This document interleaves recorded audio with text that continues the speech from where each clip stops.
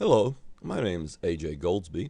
I'm a Life Master from Pensacola, Florida, and this is Game 3 of the World Championship match between Viswanathan Anand, who is the reigning World Championship, and Magnus Carlsen, the challenger. And this match was held in Chennai, India. It was the FIDE World Championship match. It was the official World Championship. Again, Magnus Carlsen is white, and Viswanathan Anand is black. And this is game number 3. And I just was asked by one of my fans to do a series of videos on this game to try to keep them brief, and as formative as possible. So that's what I'm basically trying to do. So anyway, knight f3. We're going to start off here. The first move, knight f3. Again, Carlsen, for whatever reason, chose knight f3 in his first 2 games as white. In my opinion, his 2 radies in this match were total failures. In fact, Anand possibly had winning chances in this game. But anyway, let's just go on an examination of the game. Again, d5. Again, 2g3, the same thing we saw in the first game. g6, well, again, Anand is not willing to vary. c4. D takes c4. Now here, Carlsen plays queen a4 check. I'm not really thrilled with that move. That move is not what I would have liked to play. He may have had something prepared there.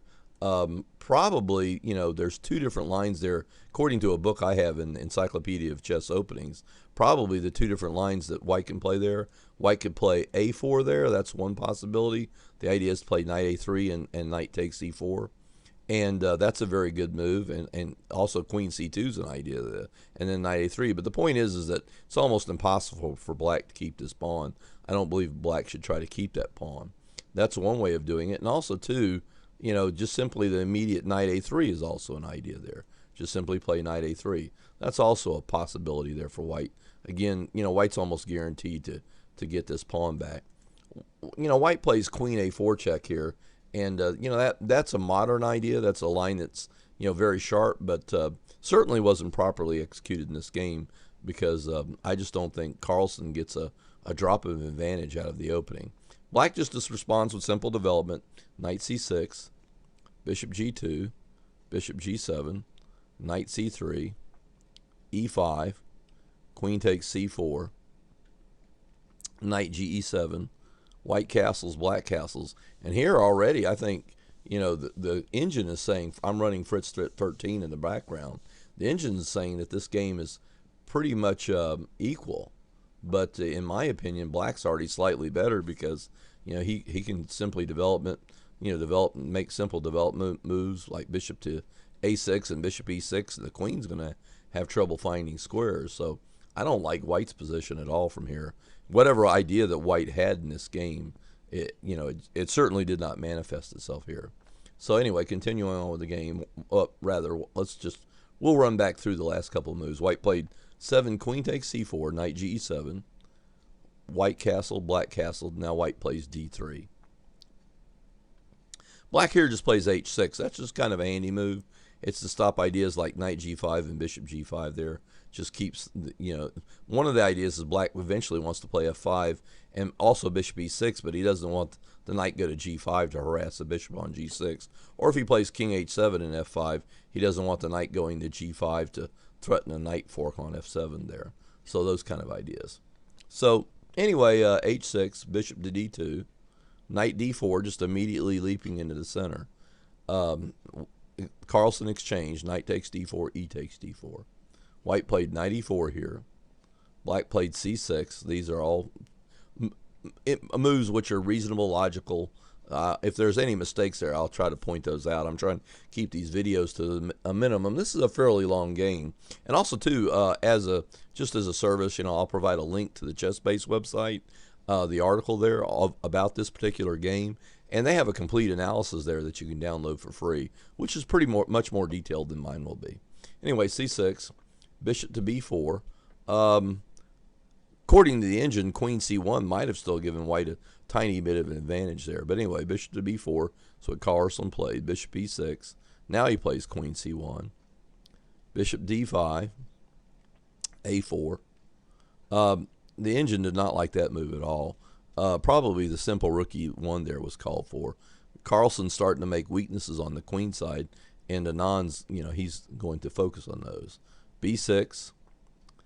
I think White should try to keep his dark squared bishop here. He decides to exchange it off here, and I don't think he's the better for it. In fact, I think he's a little bit worse for it. The bishop pair will serve White well in this endgame. Bishop takes e7, queen takes e7, a5, rab8, rook e1, rfc8, a takes b6, a takes b6. Now, according to the engine, this is a totally equal position, or pretty close to equal, and I've run both Houdini and Fritz on this game. But the problem is, there's engine chess and then there's human chess. And this position, in my opinion, is much easier for Black to play than it is for White to play. Black has a little bit more space, two bishops, to watch the board, no noticeable weaknesses. His pieces are all on excellent squares. And meanwhile, White's got, this isolated pawn over here on b2, which could be a problem. So anyway, queen f4, rook d8, h4. White doesn't want to get kicked by g5 or, that kind of idea there. So also, too, there's the other idea for White is that maybe later on, at some point, he might play h5 and try to corrupt Black's king side. King h7, knight d2, bishop to e5, queen g4, h5, queen h3. As you can see, White's queen, Carlsen's queen has been, shunted off to a terrible square. So it's very clear here that, Black is clearly on top. It's not much of an edge, according to Fritz 13, but it's very clear that Carlsen's much worse here. Queen h1, c5, knight e4, king g7, knight g5, b5, e3. That move I don't know about. That move was probably not that great. The general idea is that the defender should never open up the position here. According to the engine, Carlsen should exchange on e6 and then play bishop h3. That was probably a better idea. e3, d takes e3, rook takes e3, bishop to d4, rook e2, c4, knight takes e6, f takes e6, bishop e4, c takes d3, rook d2, queen b4, rad1, bishop takes b2. And now here, Carlsen, Black has all the winning chances. But Carlsen maybe has just enough play to keep things together. Queen f3, bishop to d4, rook takes d3, rook takes d3, rook d8. Now with the rooks coming off, I think the winning chances have gotten distinctly less here. Bishop to d3. Anand is a pawn up with the queens and opposite colored bishops. I think it's pretty much a dead draw now. Queen d4, bishop takes b5, and now it's got to be a draw because the extra pawn has come off the board. Queen f6, queen b7 check, bishop e7, king g2, g5, h takes g5, queen takes g5, bishop c4, h4, queen c7, h takes g3, queen takes g3, e5, king f3, queen takes g3, takes, bishop e5, king there, bishop to d4, king f5, bishop f2, king takes e5, bishop takes g3 check. And now we have a draw because we simply have two bishops on the board, and this is a known draw simply because neither player could give checkmate. Excuse me. Even if they wanted to, neither side could give a checkmate here. That pretty much concludes my video for this game.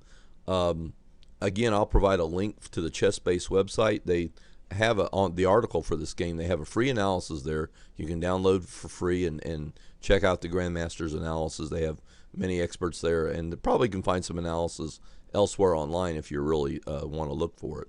But anyway, that pretty much concludes my video of that. Everyone says that at one point Anand had some clear winning chances. I think it was right around move. Let's see if we can get there.